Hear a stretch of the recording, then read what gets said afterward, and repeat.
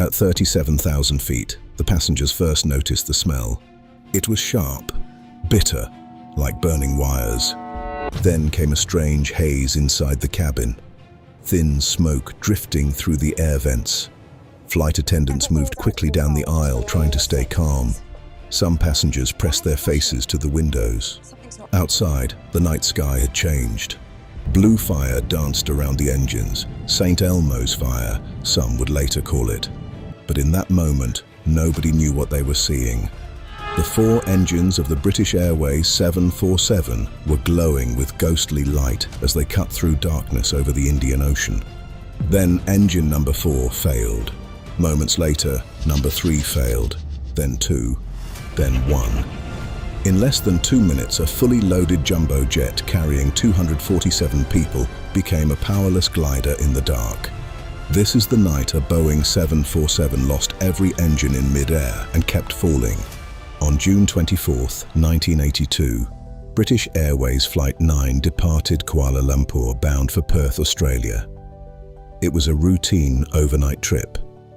The aircraft was a Boeing 747-200, one of the most trusted long-haul jets in the world.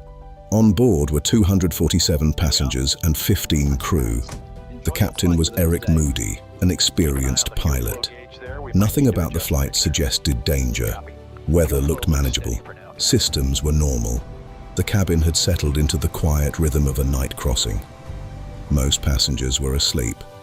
Far below them stretched the islands of Indonesia, and somewhere ahead, hidden by darkness, a volcano was erupting. Mount Galunggung had been sending ash high into the atmosphere for weeks. But in 1982, volcanic ash warnings were primitive. Satellite tracking was limited. Air traffic systems had no global network for rapidly rerouting aircraft around ash clouds. The crew of Flight 9 had no warning. They flew directly into it. At first, it didn't feel like an impact. There was no violent collision, no explosion. Instead, the windshield began to look sand-blasted, tiny particles striking the glass at hundreds of miles per hour. The smell of sulfur filled the cockpit. Static crackled over radios. Blue electrical arcs flickered along the windows. Then the engines began surging. Volcanic ash is made of microscopic shards of rock and glass. Inside a jet engine, temperatures are hot enough to melt it. The molten ash coats turbine blades, blocks airflow, and chokes combustion. One by one, the engines flamed out. Silence replaced the normal roar of 4 turbofans. For the passengers, it was terrifying. For the pilots, it was almost unthinkable. A 747 can glide, but only for a limited time. At that altitude, every second mattered. Captain Moody turned the aircraft downward, searching for denser air and hoping the engines might relight.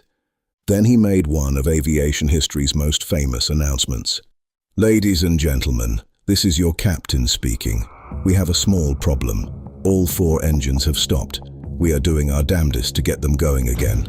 I trust you are not in too much distress." Inside the cabin, panic spread quickly. People prayed. Some wrote final notes. Others stared into the darkness outside, listening to the rush of wind around a powerless aircraft descending toward the ocean. The 747 was losing thousands of feet per minute. Without engines, systems began degrading. Cabin pressure could become a problem. Hydraulics were limited. Navigation options narrowed. The crew tried restart procedures again and again. Nothing. They attempted different ignition sequences. Nothing. The windshield continued to cloud from ash abrasion, making visibility worse. Below them was the Indian Ocean. If the engines did not restart soon, one of the largest passenger jets in the world would ditch at night in open water. That scenario was grim. A controlled water landing in darkness with a wide-body jet, far from rescue assets, offered little margin for survival. Still, the crew worked. Checklist after checklist, restart attempt after restart attempt, the altimeter kept falling. 30,000 feet, 28,000, 25,000. The cabin was no longer quiet. Everyone knew something was deeply wrong. Then engine number 4 came back to life. A surge, a roar, instruments rising. Moments later, another restarted, then another, then the fourth. Against all odds, all four engines were running again. As the aircraft dropped into cooler, cleaner air, the ash began clearing enough for combustion to resume. What had seemed impossible minutes earlier suddenly became survivable. But the danger was not over. The windshield was badly damaged and opaque in places. Visibility from the cockpit was severely reduced. The engines, though running, had suffered unknown internal stress. Ash still lingered in the atmosphere. The crew diverted to Jakarta. Now they had to land a crippled 747 with limited forward visibility. Approaching Jakarta, Captain Moody relied heavily on instruments and side window references. The front windshield looked frosted, as if it had been blasted by industrial sand. Rain and haze complicated the approach.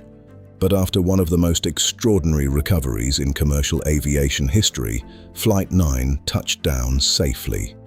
No one on board was killed.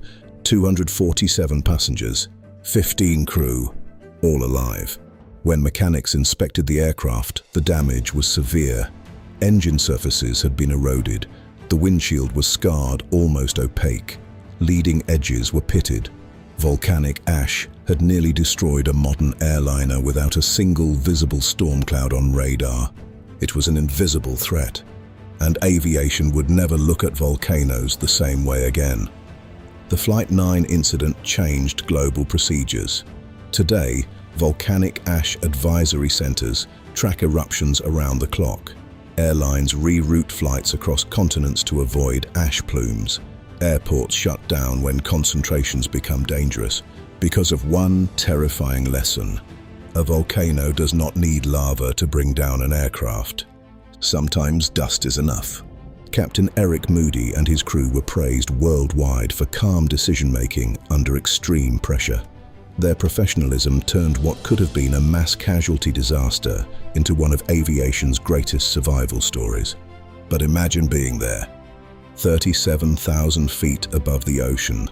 Night outside every window, the engines go silent, no land below, no power ahead, and gravity doing exactly what gravity does.